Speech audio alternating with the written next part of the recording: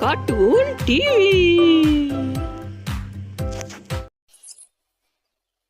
अम्मा 30 रुपए के जामुन कर दो। हाँ हाँ बिटिया देती हूँ, ये लो। मम्मी ये बूढ़ी अम्मा इस उम्र में भी कितना काम कर रही हैं।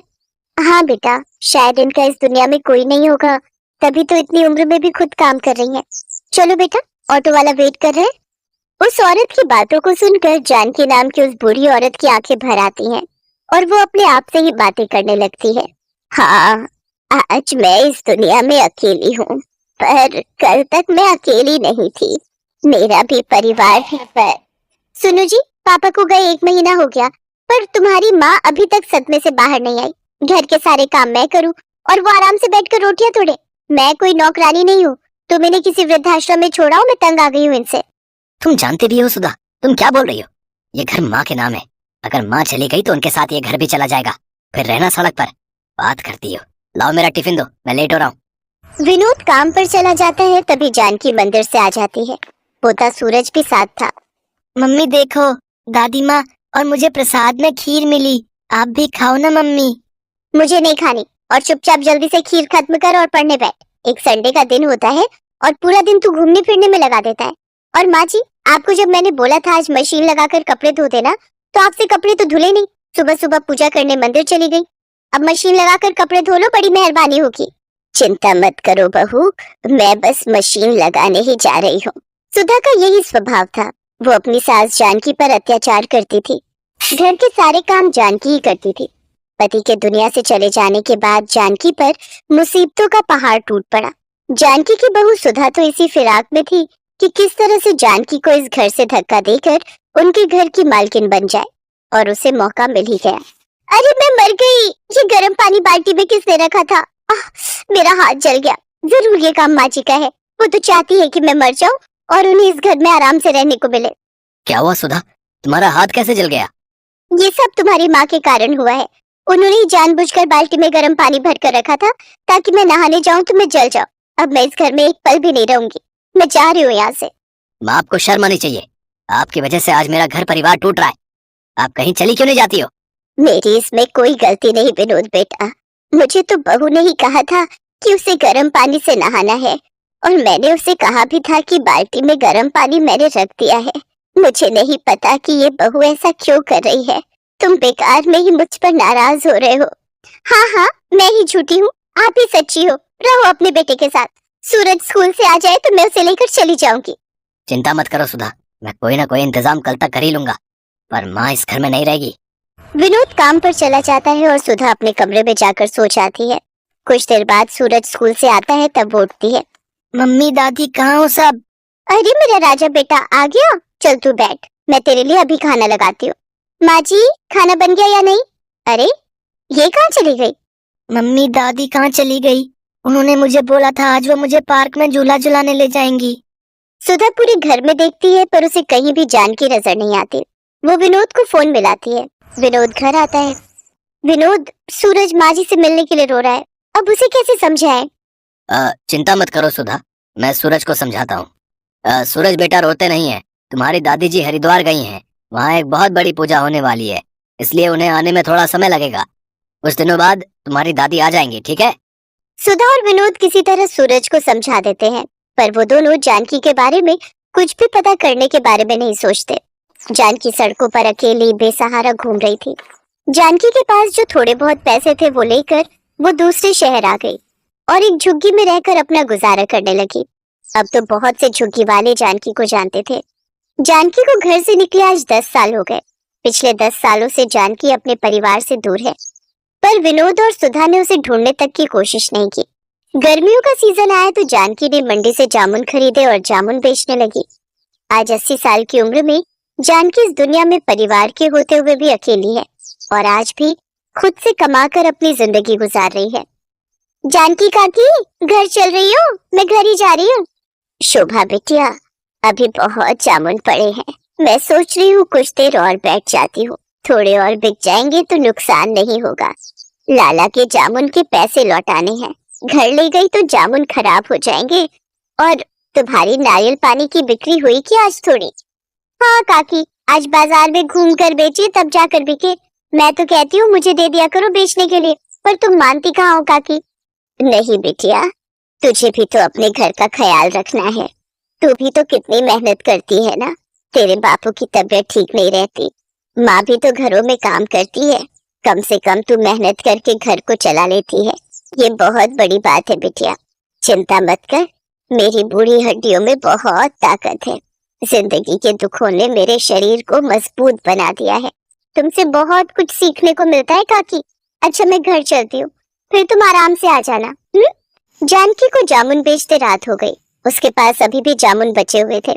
तभी उसके पास एक गाड़ी आकर रुकती है। अरे यार, जामुन खाने का बहुत मन हो रहा है, चल ना उन अम्मा से जामुन लेते हैं। एक काम कर, तू जल्दी से जाकर ले आ, मैं गाड़ी साइड लगाता हूँ। अम्मा 50 रुपए के जामुन कर दो। अभी करती हूँ बेटा। अम्मा मेरे पास 500 का नोट है, आपके पास खुले होंगे? नहीं बेटा, मेरे पास खुले तो नहीं है। सूरज, सूरज, तेरे पास 50 रुपए है क्या? जरा पकड़ा दे है तो। सूरज। जानकी सूरज नाम सुनकर थोड़ी घबरा जाती है। अचानक वो लड़का गाड़ी से बाहर निकलता है और जानकी को देखकर चौंक जाता है। दादी माँ, और यहाँ? सूरज तब छोटा था। 10 साल का बच्चा सूरज आज 20 साल का हो चुका था। सूरज अपनी दादी को पहचान गया और वो दादी दादी कहकर अपनी दादी के गले लगकर फूट फूट कर रो पड़ा। सूरज कॉलेज में पढ़ रहा था तो वो इसी शहर में रहता था। सूरज को जानकी से सारी बात पता चलती है और वो भी अपने पोते से लिपट कर खूब रोती है। इसके बाद जानकी सबसे विदा लेकर अपने पोते सूरज के साथ अपने शहर अपने घर पहुंचती है। जानकी को सूरज के साथ देखकर विनोद और सुधा हैरान रह जाते हैं, पर सूरज गुस्से में था। मम्मी पापा, आखिरी बार आप लोगों से मिलने और अपना सारा सामान लेने आया हूँ। आज के बाद मैं आप लोगों को अपनी शक्ल कभी नहीं दिखाऊंगा। मैं दादी के साथ रहूंगा।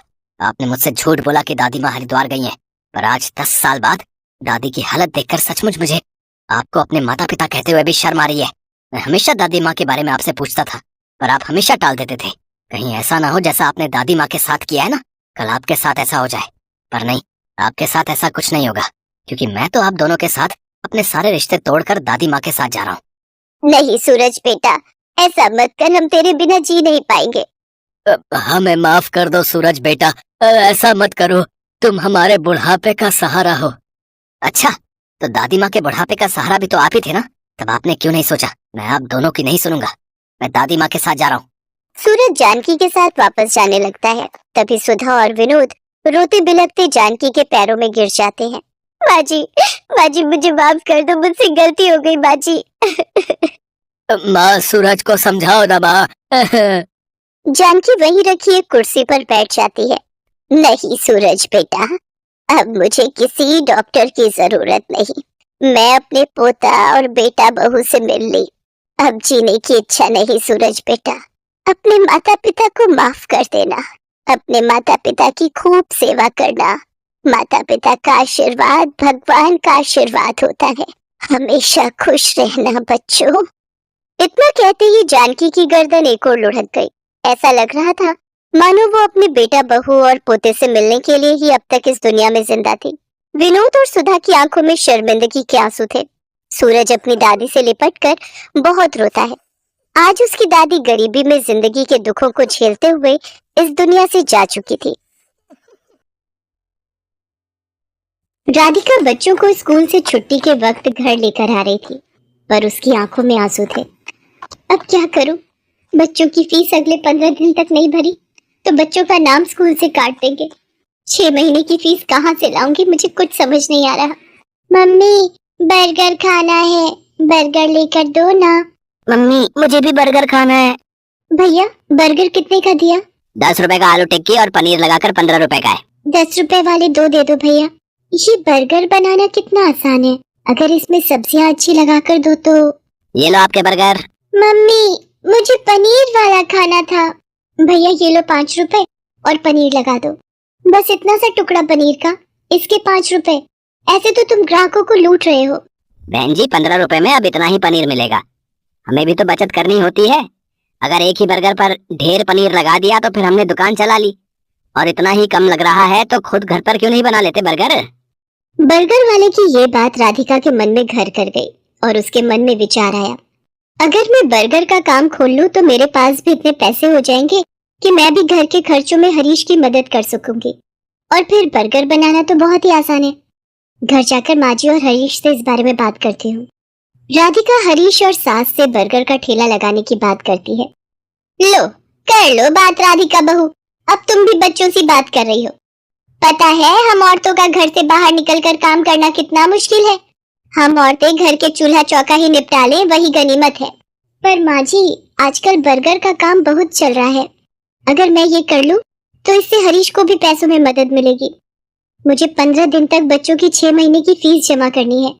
हरीश की सैलरी घर के किराए और खर्च में लग जाती है। दोनों मिलकर काम करेंगे तो घर खर्च में आसानी होगी। माँ राधिका का मन है तो मुझे लगता है हमें राधिका को काम करने से नहीं रोकना चाहिए। अब तू भी इसका साथ दे रहा है, फालतू के पैसे खराब करेगी और हाथ कुछ नहीं आएगा, देख लेना। हरीश राधिका को 2000 रुपए देता है, पर उतने में तो बस थोड़ा ही सामान आ पाता है। राधिका परेशान हो जाती है। हरीश ने जो 2000 रुपए दिए थे वो तो कम पड़ गए। अभी तो ठेले वाले को एक दिन के 200 रुपए और गैस सिलेंडर आएगा 500 का। अभी और खर्चा करना बाकी है। मुझे कुछ काम उधार उठाकर करना होगा। बर्गर का ठेला लगाने के लिए राधिका को उधार में सामान लेना पड़ा। राधिका ने बर्गर का ठेला लगाना शुरू कर दिया, पर अभी नया नया काम था तो ग्राहक कम आ रहे थे।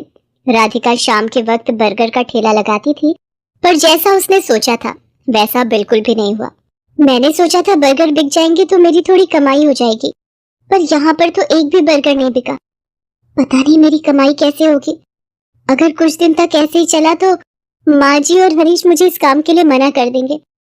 बहुत हिम्मत करके मैंने ये काम शुरू किया था। राधिका अभी ये सोच ही रही थी तभी वहाँ एक गरीब औरत अपने 2 बच्चों के साथ आती है। दीदी बहुत भूख लगी है, मेरे बच्चे 2 दिन से भूखे हैं। अरे तुमने 2 दिन से कुछ नहीं खाया? रुको मैं अभी तुम तीनों को एक एक बर्गर देती हूँ।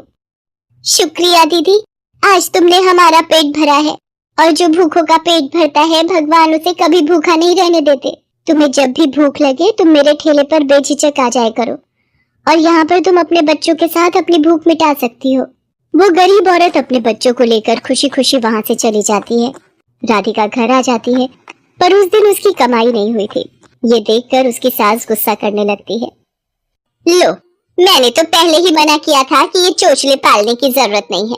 पिछले 3 दिन से मुश्किल से 100 रुपए कमाकर घर आ रही है और सामान लगा लेती है 2 से 3 हजार रुपए का रोजाना का। अब रोटी सब्जी तो बनेगी नहीं, हम सब ये बर्गर खाकर पेट भर लेते हैं। क्यों अब तो तू खुश है ना अपना नुकसान करके? माँ जी मैं कोशिश कर रही हूँ ना, और मुझे विश्वास है एक दिन मुझे अपने काम में सफलता जरूर मिलेगी। राधिका अगले दिन ठेले वाले से ठेला किराए पर लेने के लिए जाती है तो वो उसे मना कर देता है।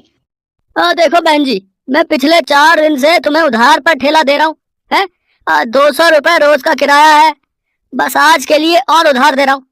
अगर तुमने कल सुबह तक मेरे ठेले के किराए के 1000 रुपए नहीं दिए तो मैं किराए पर तुम्हें ठेला नहीं दूंगा। अब क्या करूं? हरीश से मांगूंगी तो वो मुझे इस काम को बंद करने के लिए कह देंगे, और माँ जी तो पहले ही मेरे काम के खिलाफ है। पर मुझे अपने बच्चों के लिए पैसे जोड़ने हैं। हे भगवान मेरी मदद करो। राधिका भगवान से प्रार्थना करती है कि उसके ठेले पर ग्राहक आ जाए। तभी नमस्ते जी, मैं पीछे वाली गली में बर्गर की एक दुकान चलाता हूँ। यहाँ से गुजरते हुए 2 दिन पहले मैंने आपको ये बर्गर का ठेला लगाते हुए देखा था। मुझे 15 दिन पहले एक अनाथ आश्रम के लिए बर्गर का ऑर्डर मिला था, पर 10 दिन पहले एक हादसे में मेरी सीधे हाथ की हड्डी टूट गई, जिसके कारण मैंने अभी बर्गर बनाने का काम रोका हुआ है। पर मैं ऑर्डर के पैसे ले चुका था, इसलिए मैं वहाँ मना भी नहीं कर सकता। अगर आप उस ऑर्डर के बर्गर बना सके तो मेरी बहुत मदद हो जाएगी। मैं आपको इसके लिए अच्छे पैसे दूंगा। जी मैं जरूर करूंगी। आप मुझे बता दीजिए कितने बर्गर बनाने हैं। शाम को 4 बजे ही वहाँ पहुँचना है। जिन्होंने मुझे ऑर्डर दिया है उनके बच्चे का जन्मदिन है, वो अनाथ आश्रम 4 बजे पहुँच जाएंगे। वैसे मैं आपके साथ अपने एक आदमी को काम पर लगा देता हूँ जो आपकी इस काम में मदद करेगा। ये 5000 रुपए आप एडवांस रखो, बाकी के पैसे मैं आपको काम खत्म होने के बाद शाम को दे दूंगा, ठीक है? वो व्यक्ति मानो राधिका के लिए भगवान का रूप बनकर आया था। राधिका की सारी परेशानियां दूर हो जाती हैं। वो अपने उधार के पैसे भी चुका देती है और बच्चों के स्कूल की फीस भी जमा कर देती है। उस व्यक्ति को राधिका का काम इतना पसंद आता है कि वो राधिका के साथ पार्टनरशिप में काम करने लगता है। राधिका अब एक बर्गर की दुकान चलाती थी। राधिका की मेहनत और हिम्मत देखकर उसकी सास और हरीश बहुत खुश थे।